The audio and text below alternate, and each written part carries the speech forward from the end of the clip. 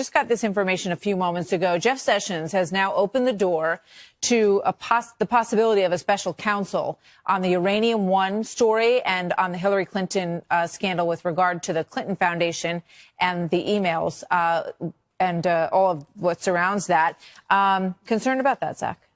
I mean, look, I mean, what this shows is that we have yet again another attempt by this administration to undermine the Russia investigation and throw up smoke to try to distract people from what's actually going on as indictments are coming down, as people are going to jail, and as we expect more indictments to come down as well. This so-called scandal has been debunked so many times from fact checkers. I mean, time after time after time. Charlie, you want to respond to that? Donna Brazile can kind of try to go cut back some of her comments, talking about how the Hillary Clinton campaign rigged the election, the DNC rigged the election last year. But the fact remains that if you listen to the things that she said and the accusations she leveled, it's clear that the system was rigged. And Donald Trump became president and did the statesmanlike thing and decided, you know what, I'm not going to try to prosecute these things. I'm not going to prosecute my old enemies. But I think it's becoming very clear that that so much of the crimes and bad things that the Clintons did, Hillary Clinton did, the Clinton campaign did, that maybe maybe he was being too generous, and maybe these things are serious enough that we should start. Well, they're going to give it another hearing and another look. Jeff Sessions is going to testify before Congress tomorrow morning, so no doubt a lot of this is going to come up. And they released this evening that they are open to the idea of another special counsel. With regard to Saturday Night Live, I mean, this is pretty interesting in terms of the way they went after all of those individuals and even Hillary Clinton. Look at this one from the end of that bit. Let's play the Hillary Clinton part. We won't stop now because we need another path for our country. Another vision for America. Another chance for me, Hillary Rodham Clinton. Just one more chance. And maybe one more chance after that. Oh, she laughed. One more chance, Zach. And Joe Biden in the wings, according to potential interview, according to the interviews that he did this morning. He's thinking about it. Here are things I know. I know Hillary Clinton is not going to run again, and I know that we have an incredibly dynamic party with a very deep bench of people of all different ages and experiences, from Kamala Harris to Cory Booker to Jason Kander to Elizabeth Warren and others who are not old. They just have years of wisdom gained. Charlie, significant that SNL is going after the Democrats now? Well, I think it's an obvious target, and it's a very easy target. I mean, Joe Biden has been with us and he has been in Washington for 44 years. Yeah, and Bernie Sanders is a spring chicken, but he's also a communist. We'll leave it there. Thanks, you guys. Good to see you. The Washington Post story on Alabama Republican Roy Moore is based on a series of on-the-record interviews with Lee Kaufman, who says she was 14 when Moore, a 32-year-old prosecutor, befriended her and then sexually accosted her. Here's a Post reporter's description of what happened. So the first time there was kissing, and then the second time he took off her clothes. He took off his own clothes. I have not been guilty of sexual misconduct with anyone. These allegations came only 4.5 weeks before the general election on December 12th. Why now? 3 other women told the Post on the record that Moore pursued relationships with them when they were between 16 and 18, but that nothing was involved more than kissing. Joining us now to analyze the coverage, Molly Hemingway, senior editor at The Federalist and a Fox News contributor. Juan Williams, co-host of The Five. And Erin McPike, senior advisor to Media Group of America, owner of Independent Journal Review. Molly, let's take a look at this Washington Post story. 4 women who don't know each other, who didn't put this out. The reporters came to them. And Lee Kaufman, the woman who says she was 14 at the time, says she voted for Donald Trump. Does this sound like an orchestrated campaign against Moore? I think this is, a very important and explosive story. The problem for discussing the quality of this news is that this is in a media environment where many other explosive stories about sexual assault that are well-sourced have fallen apart. It was less than 3 years ago when Sabrina R. Erdely wrote the cover story for Rolling Stone about a gang rape at UVA. Media praised her for this story. They praised the courage of everybody involved, and they sort of reflexively accepted this story, and it turned out that it was completely misreported. Yep. The fraternity that was maligned won $1.65 million. A dean who was maligned won $3 million. Legally, well, at least. it's not just it's not that, because there's a different standard on that. What I'm saying is people are used to stories about sexual assault not necessarily coming to be as credible as they are first presented. The UVA or the Duke lacrosse team was also accused of a gang rape. That story fell apart. The people who were accused were actually declared innocent. So there is a media environment where people are not necessarily going to accept whatever they hear from a media outlet just because they're told it's well-sourced. Okay, but now also Lee Kaufman, again, this is the woman who says she was 14 at the time. The Washington Post talked to two friends that she told at the time she was dating an older man, talked to her mom, who was told a decade later.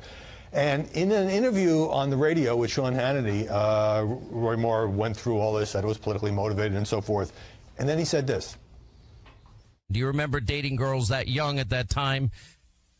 Not generally, no. If I did, I'm not going to dispute anything. That was not exactly a hard denial, Lon. No, and, so much of what he had to say to Sean Hannity was emphatic in saying that he didn't even know Kaufman. But then he said that. And I think that what you just played will introduce doubt into the listener or viewer's mind as to what Roy Moore is exactly disputing. Because it's not okay to have been going out with teenage girls. And then there was this tweet from Roy Moore, who's, of course, the Senate election battles next month. Put this up on the screen. The Obama-Clinton machine's liberal media lapdogs just launched the most vicious and nasty round of attacks against me I've ever faced. What does this have to do with Obama and Hillary? Absolutely nothing. And here's the thing. To your earlier point about the stories that broke down, that was 3 years ago, and a lot has happened since then. And I think the important thing with this story is that you had all four of these women on the record. Not only that, the Post interviewed Lee Kaufman 6 times. 6 times they got her on the record to check consistency, talk to her mother. They talked to friends of the other women who were involved, because they wanted the story to be airtight and control for all of these complaints. And I think they did a great job of that, because that story is airtight. Now, I take your point, Molly, that not every allegation is true, and you pointed to some past instances, but a few conservative media people are defending Roy Moore, but mostly not. National Review said he should quit the race. Yeah, I mean, certainly this is a well-timed hit, and it's a very difficult thing for people to talk about. I mean, stories about sexual assault are always very difficult to report, and they're very difficult to respond to. And it doesn't mean that when you take them seriously that you just reflexively accept claims or reflexively accept denials. There's been quite a bit of fervor about this story, not as much maybe calm thought about it, but it's just a very difficult story, and these are very serious allegations. I think it's important. Molly, part of this is in the political context. The journalistic stories you cite, yes, they were screwed up, but in the political context, what people are worried about here in Washington is the loss of a Republican seat in the U.S. Senate to Doug Jones, the Democrat, and right now that race is very tight. And the idea would be, the Democrats or some political apparatus by these mean Democrats set this up to defeat Roy Moore. The problem is that people are now saying, well, exactly how is Ms. Kaufman a part of that machine? How is, and no one has an answer. What is in her interest to come out and expose herself to the kind of criticism, the allegations that she's just part of the Democrats? At this point, she's a Trump voter. Here's part of the criticism. So interestingly, the Moore campaign gave this story in advance to Breitbart, the conservative media site, giving the list of Post questions. Breitbart was able to scoop the Post by a little bit, leading off with the judge's denials. But then you had Steve Bannon, the chairman of Breitbart, obviously the former Trump White House advisor, saying this and hearkening back to the fact that it was the Washington Post that in the campaign broke the Access Hollywood tape about Donald Trump. Take a look. Is it just a coincidence that the Bezos, Amazon, Washington Post did the Billy Bush hit, and they did the hit on Judge Moore? Yeah, just a complete random thing in the universe, right?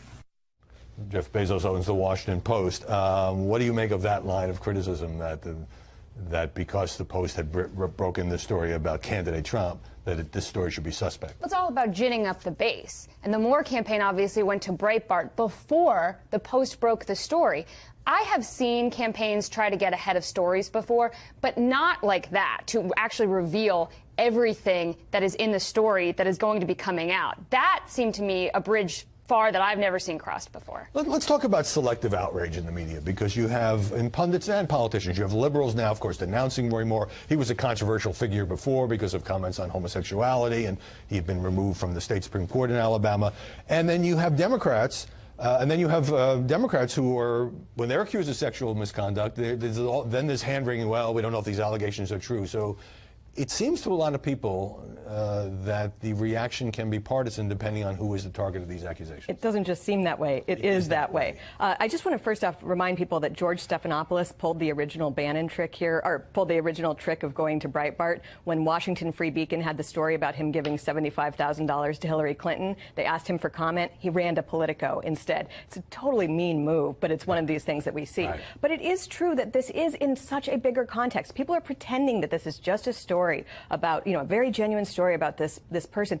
The Washington Post has positioned itself as part of the resistance. They have decided to take a very hostile oppositional stance toward the president, and that means the president's agenda, the Republican Party in general. And so people are skeptical about the timing. They're skeptical about the story itself, and it's actually somewhat unfair because the story should stand or fall on its own merits. But it's part of a larger context where the Post has been so oppositional. Can I jump in for a second? So to your question to Molly just a minute ago, that it is based on partisanship, I take issue with that, and here's why. On Friday in Colorado's NPR station, as well as the Denver Post, broke a story about a state representative who is a Democrat named Steve Lepsek, who another Democratic state representative by the name of Faith Winter accused of aggressively sexually harassing her at the end of last year. In the same story breaking it, the Democratic Speaker of the House called for that representative's resignation, and she said, and I quote, "I believe there should be extremely high standards of conduct for the legislature."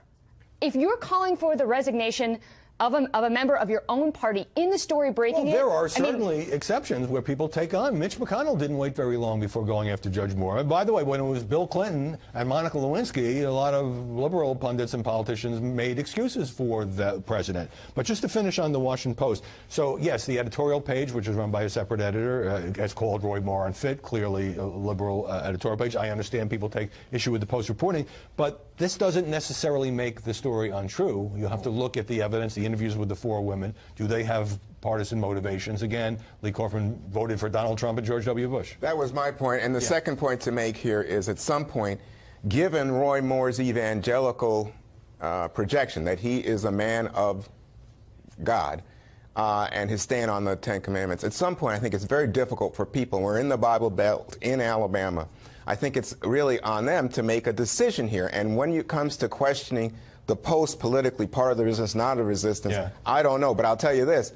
If you are looking at that story in and of itself, in terms of the sourcing and in terms of people on the record, as a reporter, I've been a reporter for a long time. That story is pretty tight. Right, but of course, a lot of people are either not going to believe the media or going to say, hey, this was 38 years